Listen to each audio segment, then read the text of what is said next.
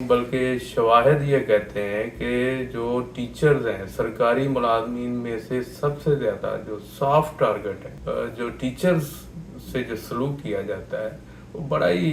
अफसोसनाक है और काबिल मजम्मत है। हमने भी स्कूलों में पढ़ा है, हमने भी सरकारी जॉब की है। 80 की दहाई तक भी कुछ हालात अच्छे थे, उन्होंने कहीं भी माफ़ नहीं किया, जिसकी वजह से वो आज सड़कों पे आए हुए हैं। जब उसके ऊपर को कान नहीं धरा जाएगा, पेंशन से कटौती कर ली जाए, जब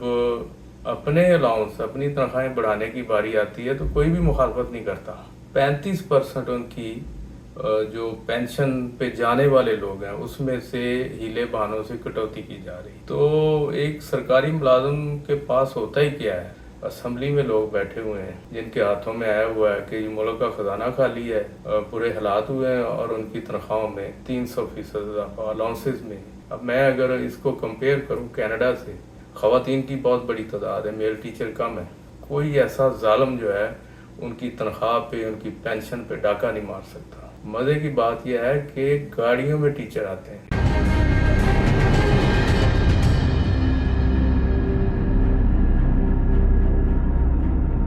बिस्मिल्लाहिर्रहमानिर्रहीम। दोस्तों, मैं हूं सईद इजाज़ गिलानी, उर्दू कनाडा ऑफिशियल हमारा यूट्यूब चैनल है।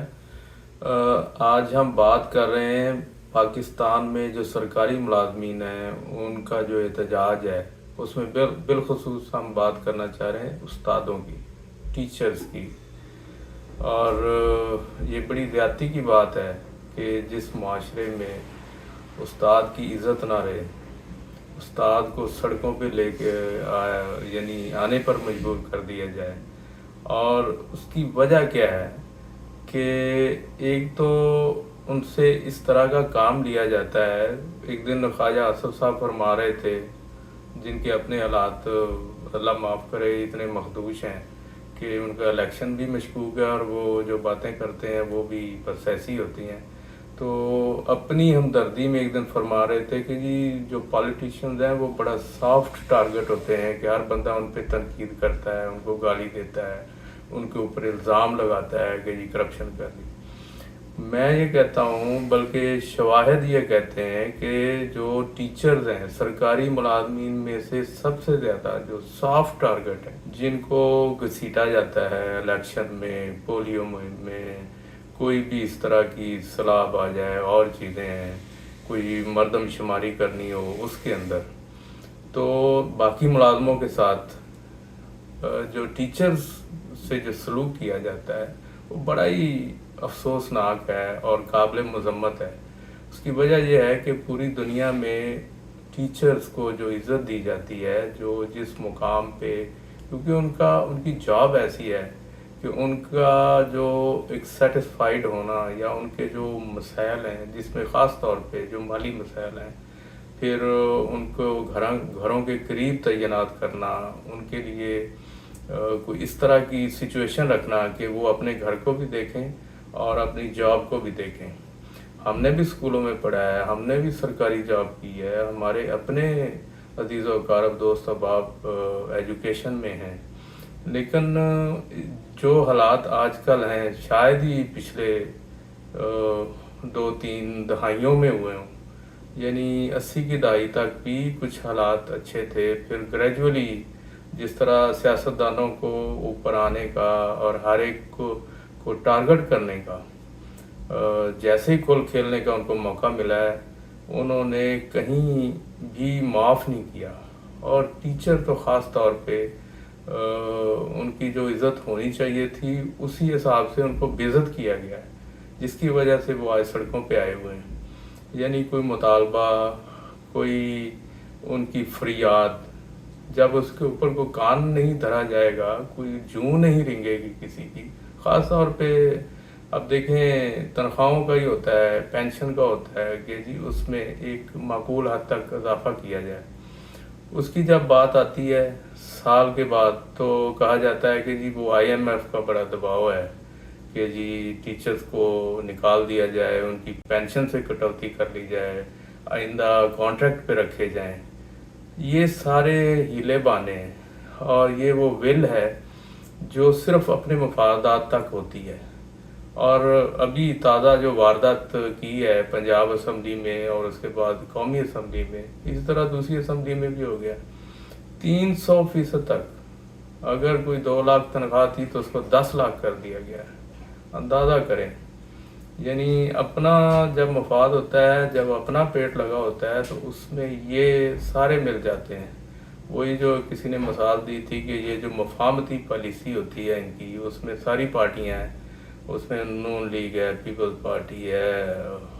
جے یو آئی ہے، پی ٹی آئی ہے، جب اپنے الاؤنس، اپنی تنخواہیں بڑھانے کی باری آتی ہے تو کوئی بھی مخالفت نہیں کرتا۔ تو جب ملازموں کی، سرکاری ملازمین، اور خاص طور پہ آج میں جو بات کر رہا ہوں وہ ٹیچرز کی کر رہا ہوں، وہ اس لیے کر رہا ہوں کہ ان کی جو ابھی جو ان کا امیجیٹ مطالبات ہیں یا ان کی جو تکلیف ہے، جو پریشانی ہے، وہ یہ ہے کہ 35% ان کی جو پینشن پہ جانے والے لوگ ہیں اس میں سے ہیلے بہانوں سے کٹوتی کی جا رہی ہے، اور کہا ہے کہ یہ آئی ایم ایف کی اور ورلڈ بینک کی اور یہ پرانی ڈیمانڈ تھی۔ تو ایک سرکاری ملازم کے پاس ہوتا ہی کیا ہے؟ اس کا جی پی فنڈ ہے، اس کی پینشن ہی اینڈ پہ اس کی کمائی ہوتی ہے، ورنہ جس طرح کی مہنگائی کر دی گئی ہے، جتنے زیادہ بل آ رہے ہیں، پیٹرول ہے اور گیس ہے اور سبزیوں اور دالوں اور گوشت کی جو قیمت ہے، اس کے علاوہ جو کپڑا لتا ہے، جوتے ہیں اور شادی بیاہ میں جو سارے معاملات ہیں، اجیرن ہو گئی ہے زندگی ان کی ہوئی ہے جو فکس تنخواہ پہ ہیں۔ فرض کریں کسی کی 1 لاکھ روپے تنخواہ تھی، تو جتنی مہنگائی ہے، جتنا افراط زر ہے اور جو لوٹ مار چل رہی ہے، یعنی اگر کوئی پیٹرول 10 روپے 5 روپے بڑھتا ہے تو قیمتیں جو ہیں اشیاء فروشت کی وہ 100% بڑھ جاتی ہیں۔ تو عام آدمی جو ہے، تنخواہ دار طبقہ، لاکھ روپے لینے والے کی تنخواہ تو آدھی رہے گی، 50,000، اس میں وہ بل دے گا، کیا کرے گا، بچوں کی فیسیں دے گا، اس کے اوپر کسی کا فوکس نہیں ہے۔ اصل بات یہ ہے کہ جو لوئر مڈل کلاس ہے، مڈل کلاس ہے، اس وقت سب سے پسی ہوئی اور مظلوم کلاس ہے، اور اس میں لاکھوں کی تعداد میں جو پورے ملک میں اساتذہ ہیں۔ میرا مخاطب اور میرا آج جو موضوع ہے وہ اساتذہ کی جو عزت ہے، جو مسائل ہیں، اور وہ پامال بھی کن کے ہاتھوں ہو رہی ہے؟ جو بیوروکریسی ہے، جو لوگ اوپر بیٹھے ہوئے ہیں، جب ان کی مراد کی اور ان کی تنخواہوں میں اضافے کی بات آتی ہے، جو گریڈ 17 سے اوپر ہیں، 20ویں گریڈ میں، اگر وہ ٹیچر نہیں ہیں، یعنی ٹیچنگ کیڈر کے نہیں ہیں، تو وہ بیوروکریسی میں، اسی طرح جو سول سروس کے لوگ ہیں ان کی تو موجیں لگی ہیں، گھر بھی سرکاری ملے ہوئے ہیں، پیٹرول بھی، گاڑی بھی، منہ کو لگا ہوا سب کچھ۔ لیکن جو استاد ہیں، اسکولوں میں پڑھاتے ہیں، پرائمری کے ہیں، مڈل کے ہیں، ہائی اسکول کے ہیں، کالجز کے ہیں، ان کا جینا حرام ہوا ہے۔ اور اس کے بعد سب سے بڑی پریشانی جو ہے وہ ان کی تنخواہوں میں کٹوتی ہے، یعنی اتنا ٹیکس، جتنی تنخواہ نہیں بڑھتی اتنا زیادہ ٹیکس بڑھا دیا گیا ہے۔ اور اس کے بعد اب اینڈ پہ جو لوگ اپنی سروس پوری کرنے کے قریب تھے اس سال، تو ان کے لیے یعنی ایک ٹوکا چلا دیا گیا ہے کہ یہ 35% جو ہے وہ کاٹ لی جائے گی تنخواہ، اور اس کے اوپر کوئی پرسان حال نہیں۔ اصل میں بات یہ ہے کہ کوئی پولیٹیکلی اگر کوئی فوٹنگز ہو، کوئی روٹس ہوں کہیں، یا کوئی ووٹ لے کے آیا ہو پراپر، تو اس کو تو کوئی شرم حیا ہوتی ہے کہ میں نے اپنے حلقے میں یا اپنے جو ووٹرز ہیں ان کو کوئی جواب دینا ہوتا ہے۔ تو اس وقت جو سارا سیٹ اپ ہے وہ تو ایسا ہی ہے کہ وہ خود جو اوپر ملازم بیٹھے ہوئے ہیں یا جو اسمبلی میں لوگ بیٹھے ہوئے ہیں، جن کے ہاتھوں میں آیا ہوا ہے کہ یہ ملک کا خزانہ خالی ہے، برے حالات ہوئے ہیں، اور ان کی تنخواہوں میں 300% اضافہ، الاؤنسز میں نئی گاڑیاں لی جا رہی ہیں۔ تو جب باری آتی ہے ملازمین کی تو وہ سڑکوں پہ خوار ہو رہے ہیں، ان کی بھی فیملی ہیں، ان کے بھی بچے ہیں۔ اب میں اگر اس کو کمپیئر کروں کینیڈا سے، تو یقین کریں شرم آتی ہے کہ یہاں کا جو استاد ہے، خواتین کی بہت بڑی تعداد ہے، میل ٹیچر کم ہے، تو ان کی پراپر ٹریننگ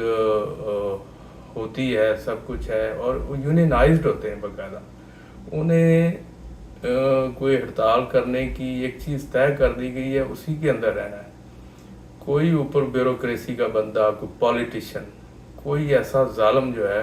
ان کی تنخواہ پہ، ان کی پینشن پہ ڈاکہ نہیں مار سکتا. تو ایک اطمینان جو ہے جس کی وجہ سے یہاں کے جو اسکول ہیں، یہاں کے جو استاد ہیں، جو سسٹم ہے،